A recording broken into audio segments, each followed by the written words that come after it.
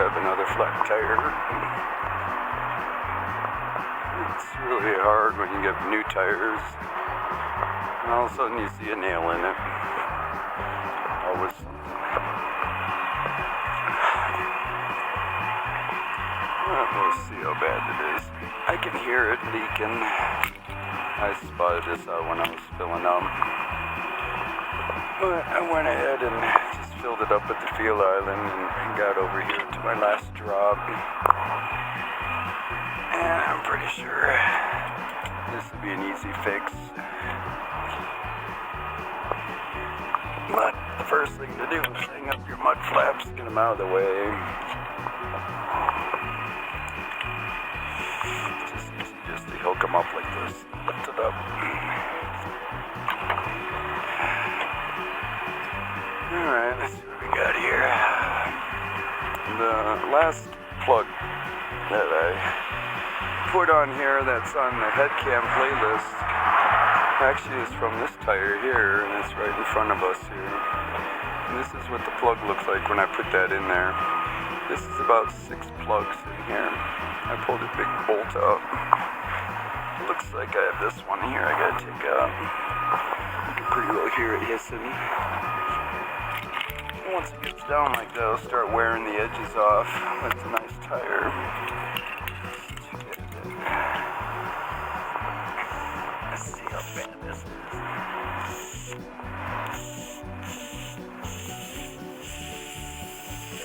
Simple one.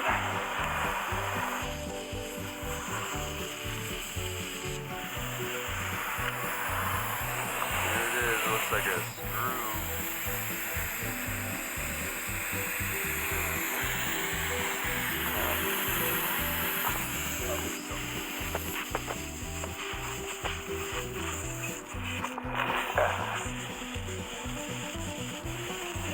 Thing is pushing that through and getting a straight shot here, getting through the bead so it doesn't get caught in your plugs. But they sell these plugs in all auto parts stores, auto area, even Walmart has these. But they're pretty simple. They're pretty well.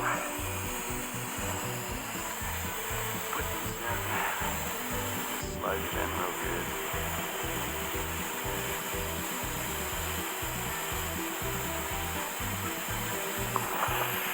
And don't forget your rubber cement.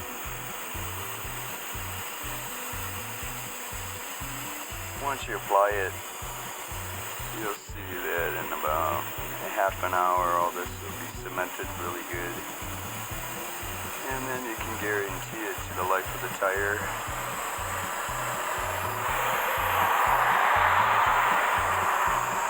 That's how simple it is to get those done without staying in line in the truck.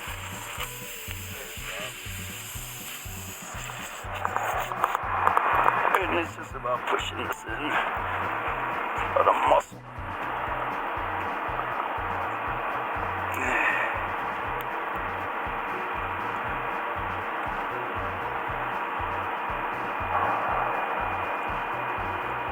And that's just one plug right there.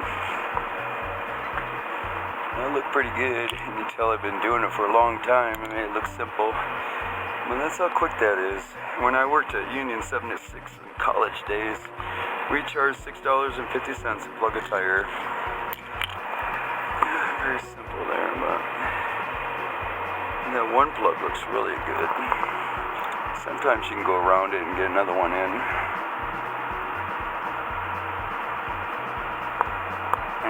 Go ahead and put another one in. With truck tires, you want to put another one in and space it out because in cars the pressure is 44 pounds. With bias, it used to be 34 or 33. But all radios are pretty well 44. If anybody says something different, just read it on the side of the tire, and the tire will tell you the pressure it needs, and it's usually 44 pounds. In trucks, that's 100 pounds. Some want 120 to 110, but 100's alright because once you start heating up these tires, you'll find that when you check the tire pressure, when it's already been running down the road, it's actually about 110. When it's cold, it's 100. And that's much different. The only upgrades they've done is they put nitro in here, this gas that goes in there, and that way when it heats up it never expands, so it'll stay at the right pressure. And usually the insides are more when it comes to the air pressure. It's more higher, it's more warmer than the outside. So they really thought of different ideas. But I gotta get this one side by side here.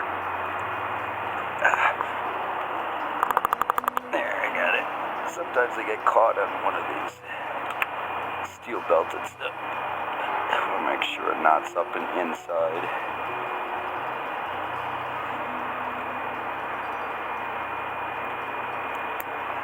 And there you go. That looks pretty good. Once you put 2 in there, that's actually 4 when it's beads, so it's pretty well, it's tight in there. When you're done, you got to really trim this off. If it catches anything on the road, then you can see these will get pulled right out.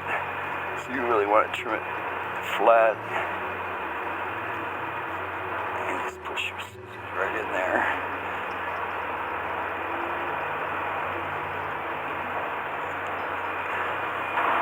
And wait about half an hour for this glue to dry. It's nice and sticky right now. Yeah, I'll trim that off later.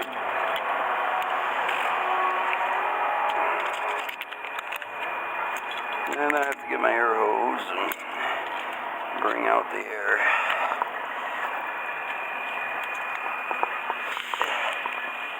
And I'll leave the scissors out so I can trim that again. Usually it pokes out a little bit. Alright.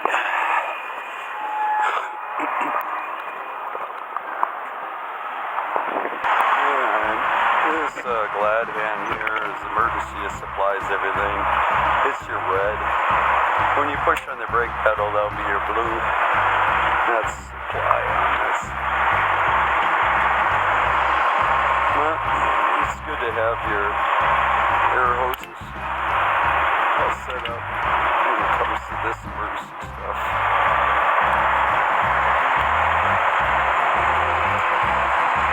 Because it's all the way in the back, you pretty well have to spool it out underneath the trailer to get to this corner. And then you go ahead and just wrap it underneath the trailer to get out of everybody's way. And you hook up these Glad hands this way here.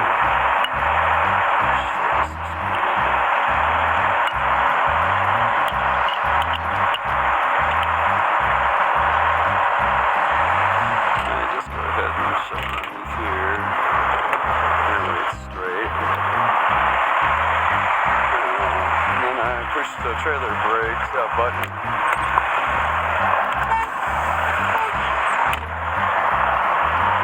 Alright, now that's supplied.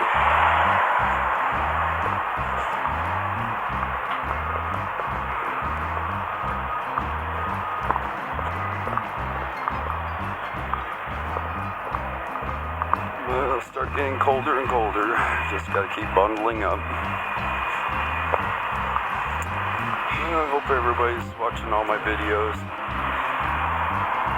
especially my books of knowledge, so I can really help you guys out. All the times I read books and all the college stuff, I really bring it together. But there's about 37 playlists now, so it gives you all the ideas. I got over 2,500 movies. And you can see there's so much to choose from if you're bored. Fast movies are just about 3 minutes, less than 3 minutes. And I do that just to, instead of turning on your radio, you can turn that on and really have it going by. And if you're interested, you're always looking at it. And the long fast movies are over 3 minutes. On this here, I'm going to make sure this chuck here is really having a problem because the air leaks out. Once I put it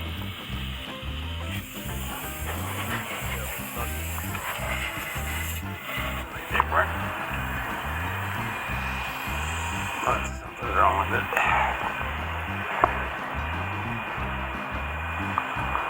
Main thing is I'm putting in air in it. I usually put about 30 up to 50, no more, for half an hour. And I just do that so the bead doesn't get broken. When you have no air, it's really hard. If you do have a problem and you do break this bead, then I usually get a board and run over the board on the opposite. So if it was this tire that broke the bead, I would put the board underneath here, lifts it up, and then you put a strap around the middle, all the way around, and you tighten it, and it squeezes it and pushes it and seals your bead. It's the only way. It's really aggravating. If you go to a tire shop, they thrust air in here, it expands and then it fills up, and it works out pretty good. But in the old days, we used to just put a shot of starting fluid in here, and a lot of the guys, because it got dangerous, they thought to just shoot a lot of it. It's just a blast of starter fluid, just a little bit, and others went too much, so it got dangerous. But when you lay it down, when you have a broken bead here, you spray some starter fluid, just that's it. And then you throw a match in there, and then it blows, and it seals your bead, and then you can go ahead and put air in it. But if you go any more than that, it blows up the whole tire and goes right in your face. And there's so many injuries that they decided not to tell people about that old Indian trick. But it works out pretty good. Main thing is watching this plug to make sure it doesn't start kicking out. Well, that's neat to see that this one's doing pretty good. Just to show you, it's pretty well life. It's life of the tire. And these are recaps too. This is a really nice kind of way. There's many different recaps. It's mainly coming down where you have no damage on the side, and you can turn them in and they can recap it. The machines used to be glued where there was pieces that were glued over, and you'll see a seam on it. They're really good. They're cheaper. These are about 300 plus tires, so when you get recaps, they're much less. And now they got a new one that we're using, and this one's all the way around. They actually stretch it out and wrap it and slap it in here like a rubber band. So there's no seams all the way around on this retread. And you'll see that this tread here is all the way down, and you see it says retread. And that way police officers can look and see if that is, because you cannot have retreads on the steering tire. But the drives and trailers, you can go retread. A lot of guys that love their trucks, because these things would be the first to blow versus brand new, they only do retreads on the trailer, not on the tractor. But again, you can use it all the way around, and it works out pretty good. I'll show you the ones on my drives. But main thing is transferring your tires. And as you can see, these are really nice. They're much different, but you can see how the meat on this is much different than the trailer tires. And I need this because I'm going through mountains and snow in Wyoming, so you really want some good stuff. And it looks like it's already, I do it in the fall. Many do it in the spring, and it really depends on how you do that. Because if you do it in the spring, then you got new tires in the summer. They don't blow when it's so hot. So you really watch that. But the way I do it real well, I try to do it in the fall. And I'm swapping where this will go in the back and you get replaced, where you try to rotate it where you don't have to replace all 8. But you want to keep the meats on the back, because this is where the drive is. When you put an interaction divider, then this will be activated. So you really want good tread here. And then when you get new tires, always put in the back and put these in the front. And then these will be retreaded and goes to the trailer. And that's how you rotate them. And I work that out in the spring and fall that way. And it works out pretty good. I did this one here last week. You see if many times it's on the bottom. I just wanted to show you one of my plugs that I did on here. It's pretty noticeable if I can find it. But this one I'm ready to show you guys is probably on the bottom, which it looks like it is. Oh, there it is. Yeah, there it is right here. This is the...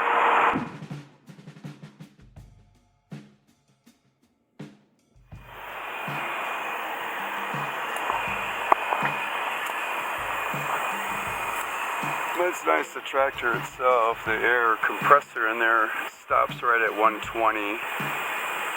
So every time it stops, you hear the air dryer go off, so you know that the tanks are all at 120. And then you go ahead and know that you could just leave it in there and walk away. Yeah, I got 82, so I should fill this one up too. You got 18 tires, you got to keep an eyeball on them all the time. If not, you're going to spend a lot. These tires will nickel and dime you if you don't do it right.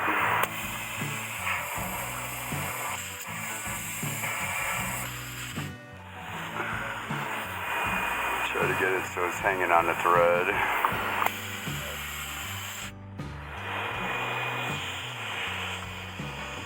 Sometimes I can do it. And sometimes I tuck it underneath the tire and it stays on that angle. There you go.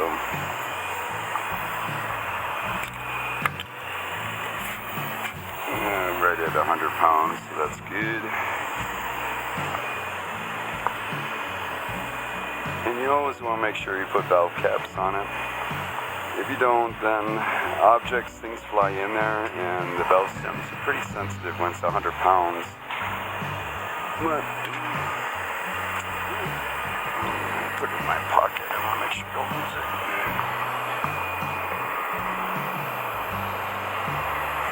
But another tire done, and once you do it yourself, you can see the hassle. Waiting in line, and it takes more than an hour for them to put a spare on the ground or even repair it.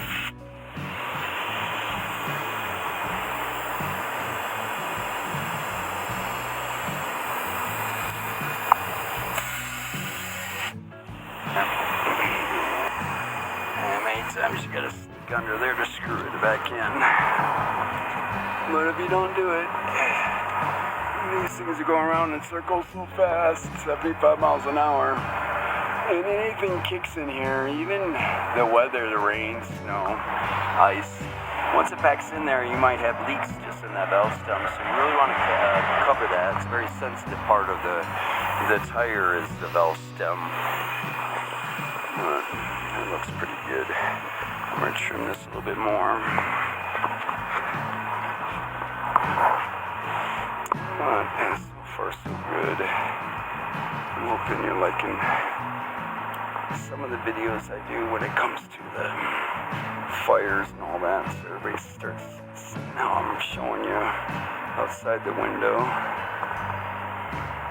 And then you can really make decisions of what I see. And that way I'm not one of those conspiracy weirdos. All I do is make sure that all of you see what everyone sees. They don't talk to you when it comes to different areas that don't really show the big picture of what's outside. So when you see even my anomalies, that's everything in the air. And you start seeing things that add up. And then with me, I just make sure you're healthy and safe, while others show panic and fear. And that's all they want, is to label those people. But hard workers, we need to know a lot, because we have to be prepared, even if there's big storms. You can see how bad it's getting, especially with the wind they're messing with. And you have to be prepared, because there's another road you can take. You don't have to take the same road. That's why there's decisions. And when I load my butter tonight, and then you choose if you're going to take 94 or 90 or 80 or 70, just to get around many things. And you have to be a good meteorologist to be a good trucker. Well, you see how simple this is. And the rubber cement's really the right way to go. Many have just done it dry, and the rubber cement is the trick, and you don't want to be lazy on that. You want to put a lot in there. And then in time you'll see that a half an hour of letting it dry like this is very important. And that way all that pressure, this rubber, is really joining in with this, so it does everything together. And when it hits the ground, it's actually pushing and stretching and doing so many things, especially hitting, if you're in a rocky kind of a pavement where you go into truck stops, it's just rocks and stones and sand. You can see the different kinds of punctures you'll get in these sensitive areas. But these plugs are made pretty good. They're not steel belted, but they do have braids in it. Make sure I don't have anything going on the edge. This will wear off less, and once you flatten it out, then nothing can pull it away. Nothing can grab it and yank these plugs out. And you just got to get really into the perfectionist. Once you do so many of them, you realize the quality and all that. It's really neat to see that the tire goes to the whole life of it, and you realize you didn't disturb anything. You did well. If you let the air go out too long, you didn't catch it, and it blows the tire, that's where you got your spare to put on the ground. Always put a spare on your rack, because the headaches out there is unbelievable when you don't have nothing. But when you take it into any shop, it's only about $30 to $40 at the most to put it on the ground. If it's on the outside, they usually put a board under here and they break it right on the rib. They don't even take anything off except for the tire and put it on. Those are really neat things that other guys, the tire repair guys, like when it's on the outside. And then they can just go ahead and break it sideways instead of flat down. And that's pretty neat. When you tell them it's okay, then they're really happy with that. The bill's the same, but you can see the procedures. What they have is much easier. But I passed this one. This one's pretty neat. It was only 2 plugs, but that's how small this is. But that's the bolt. You can see what it really looks like when it hits the ground. Slap, slap, slap, slap. When you're in your car and you got the window down, you hear it ticking on it. And when the semi goes by, you can tell they have a rock or a nail. And it pretty well flattens it out. But, yeah. 2 others will cost you so much for this. And to me, once you buy the plug kits and all that, then you forget about when you bought it, because mine's so old, it's so many years old, when I bought so many plugs and all that. And that's it. You'll always have it. That way the tires are going to do good. And you can see it's all retreaded. It's ready all the way till spring. So I want to make sure I keep it up. And when you're all done, then you just go ahead and take your mud flat back down. That's a good way to do this for all the guys that and figure out what's the right way when it comes to putting these mud flaps on, and looks pretty good, especially when you put chains on, or if you got to do chains. Many times it's better to pull these up a little bit, so if any problems, they don't really hurt your mud flaps where the chains flop or anything. That's the way to go. You see my other videos where I had mud flap problems. But make sure this is up.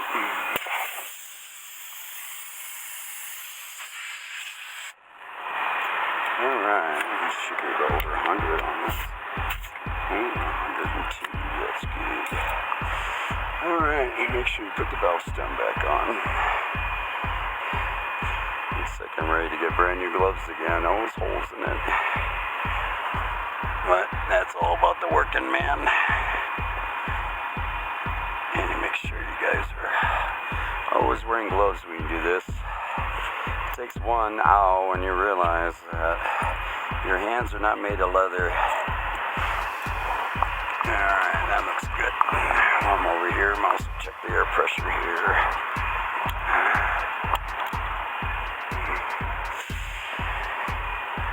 And when you're done, you have to just wind up the hoses and put everything away. This one's at the top.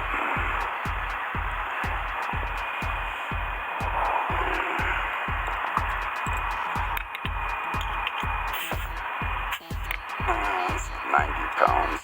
Put some more in here.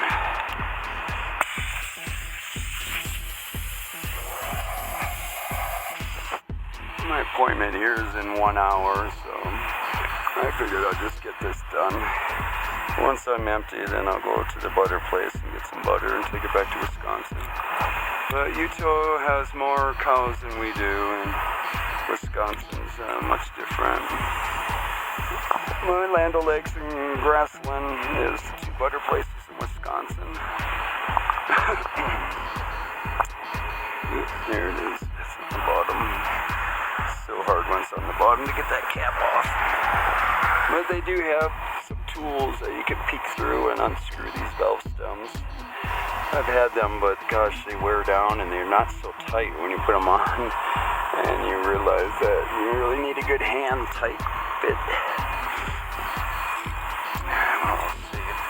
They're all 90s or something. Yeah, look at that. This one's at 90. So when they did these tires, they put 90 to 100 maybe. But that's the main thing, is just going around and checking all your tires, get it over with. And once you're down to the 18th tire, that should be your steering tire, then you feel really good when you go down the road. When you bump your tires and kick them, everything, you can really try to do your best, but that's only about 20 to 30 pounds off. You might get a difference. So it might be down to 70 pounds and it'll still bump the same.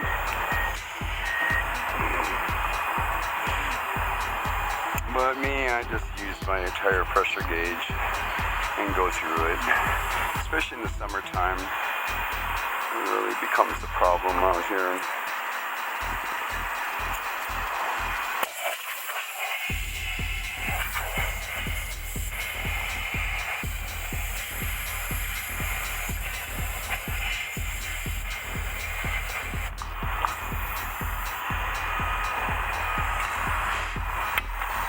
Well, this is the way to do it. There's 100 pounds. That way when you come back to it and you find that it's not 100 pounds, even in 1 week, you're on it. And then you can pretty well solve your problems. And knowing which one goes down, and then you know you have a slow leak, or maybe a nail, or the valve stem's leaking, or the bead itself is leaking. You try to look at other ways to doctor it and see what the problem is. If you can do it yourself, it's a lot cheaper, and you'll see that the mechanic is probably younger than you that does this. And you can see it's just a dirty kind of job. As long as you don't mind being outside. We'll see how we do here. 100 pounds, alright. Alright, it's all about winding up the holes and then getting it back together again after I check all the tires and all that. So that's 4. 8 more to go. A lot of them, when their stems are down, it's pretty hard to reach in there, but you gotta be patient. If you don't do it, you regret it. You'll see, like this one's 10 pounds off. Just a little bit, you'll see that it wears the tires on the inside more. I mean, the outside's more. When you have too much air, then it's wearing the inside. Yeah, main thing is, when it comes to the accessories, you'll have different valve stems that you can buy. You get shorts, the long extensions. These are really nice to have. These are actually extensions that go into the stem, and you can easily check your air. It's one of those you don't need to take the caps off. I have them in my drives. These are on the inside. You see they're longer, and you see how that is. It's really smooth, so nothing really catches it. There's no caps. This is how they're sold. And these are quick, where you just push and check the pressure, and you'll see when they're on, and then you can just go ahead and hit it and see the pressure on that. Here's another one that they've used a while back. It's called extensions, valve stem extensions. And this is really nice to have, where it screws into the valve, and then you'll have the valve on the outside. That extends it so it's closer to you.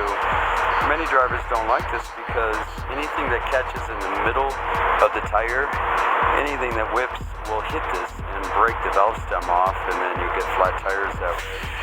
But that was really common for a while with these valve stem extensions.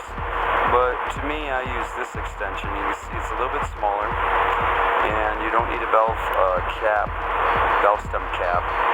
And I put these on all my drives, and because of the trailers, I got new ones. I want to replace these stems. It's nice so that way it doesn't get too dirty. But these are really nice. They're really where you're bumping tires by kicking it or bumping it. I used the tire pressure gauge and hit each one, and it's pretty fast. And when you realize how it works, you can just easily go by and just hit them. And that's one thing I want to share with you. It's really nice to have these valve stem extensions. Many don't have this. You have to go to farming places, Farm and Fleet and Farm in the Midwest.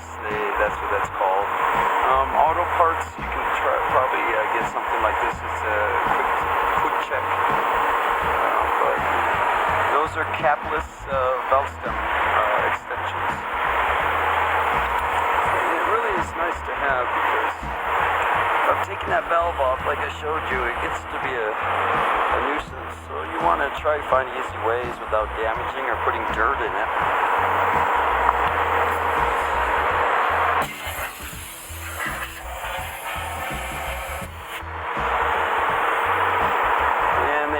Are bigger than the valve stem itself, the screws, and when you have that, it actually holds these threads, but it works out pretty good.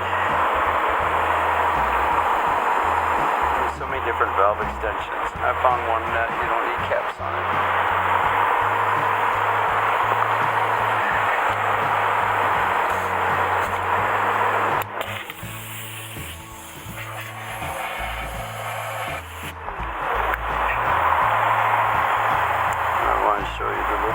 It's really nice to have. There's so many reasons why 100 pounds is different. You'll need a pressure gauge that's way over 100, and here's 130. These are the truck ones. The cars are only about up to 60. I've seen them up to 90 pounds. That's good. So bicycles can have that too, because they're much higher.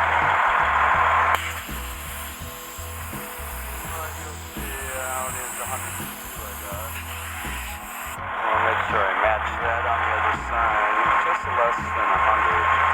Steering is very important. Make sure you're accurate on that. There's nothing on this side.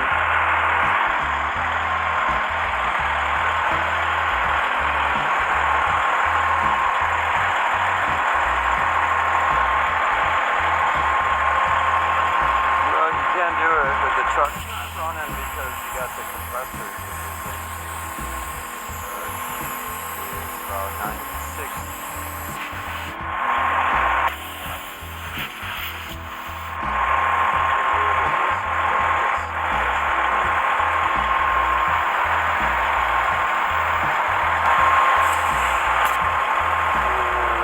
Compressor just went off.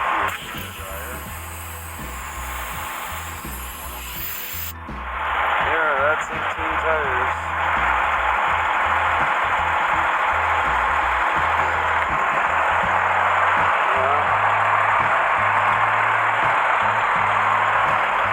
It's all about winding all this back up now. Now it's mainly getting your hose back. Putting this back in the glad hands here.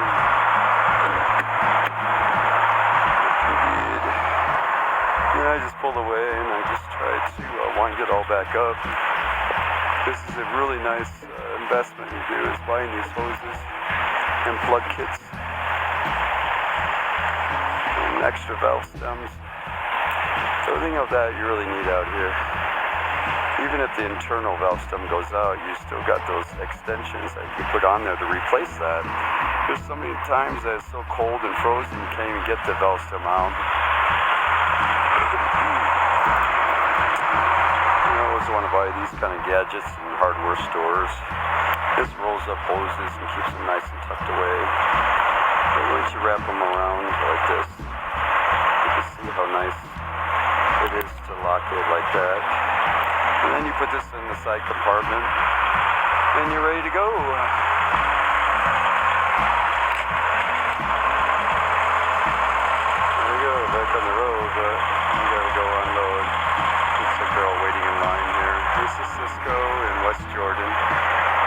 see in front of me is Magna, and this is all about copper mines and many things, but you can see how they really work on the mountain here. You'll see how they just keep taking things out and piling it in front, and they just put layers and layers of it, and they build their own mountains this way. And a lot of people think that these are just mountains, that they're not. They actually grow these up. In Wyoming, they do the same, where they take all the dirt and put it in a big pile, and they put sagebrush around it. At the end, once they shape it, it looks exactly like a mountain, and that's their policy of, if you're going to take anything out, you got to make it look good at the end. And you can see how they deteriorate the sides and the erosion, but and that's their steps. Everything you see to the right was looking just like what you saw where they're in the middle of making that hill. And eventually you'll see that grow higher and higher, and you won't see the mountain behind it. And it's really neat to be here for how many years to be seeing all this in front of you when you're waiting in line to get into Cisco here in West Jordan, Utah. And this is a big mine part, and how they really change things. It looks horrible in the middle, but once it's done, you can see how they clean up the mess. And it looks like another mountain with no trees and just sagebrush, and you start realizing what we have around here.